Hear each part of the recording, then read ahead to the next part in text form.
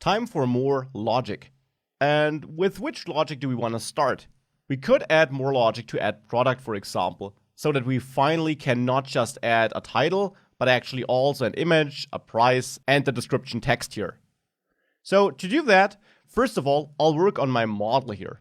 In this model, I want to make sure that we don't just work with the title here, but that I actually initialize a new product with my title, and I will now rename it here as an argument. You probably got the point that these two names don't have to be equal, but it's easier to understand the constructor if we give it a title that makes sense or a name that makes sense. So I got my title here. Now, a product will also have an image URL. Later in the course, we'll also add image upload. For now, let's take a finished URL of some image in the web. It also needs a description and a price. And then here, I will simply store all that data in properties. Image URL will be stored. The description will be stored. And the price will be stored.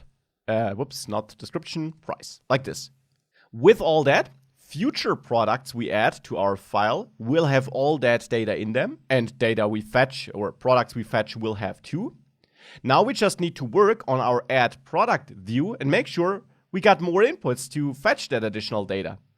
And for this, let's simply copy that form control and add an additional one. We're fetching the title. Now, as we just worked on the model, we'll also need an image URL. And I'll simply fetch this as some text input for now. Again, we'll add an image upload later in the course. So here I will get my image URL, name that field image URL, and optionally also assign an ID here for best accessibility. Now I'll copy that again.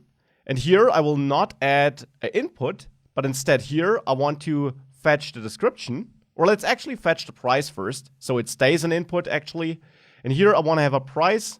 Now this can be of type number, and I will give this here an ID of price and also a name of price. And now I will add one more form control, and that should be my description. So here, this is for my description, for the element with the description ID. It gets the label description, and now this is not an input. Instead, it is a text area, and that text area has a name of description and an ID of description, and it also has, let's say, 5 rows here. If we add all that, and we go to add product, this is the form we see. Doesn't look too bad, but the description field doesn't look good. Well, that is a styling thing, and we can quickly fix that in the public folder by going to forms CSS. I want to give it the same styling as our normal input has.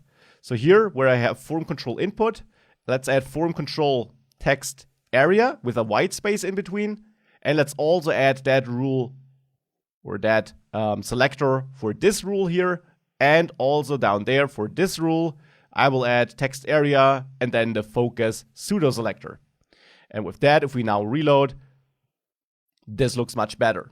So now we got all these fields here, which we need to add a product, and these are automatically added to the request, which is sent to the backend, because we are using regular HTML inputs in a form, and we assigned names. So now we can extract all that data by the names we assign to our input fields here. And with that, let's actually go back to our controller, to the admin controller, where we have post add product. And there we create a new product. I do extract the title here. Now let's do this in a more structured way to make it easier to read. I do extract my title here and store it in a constant title. Constant because I never overwrite the value in this function.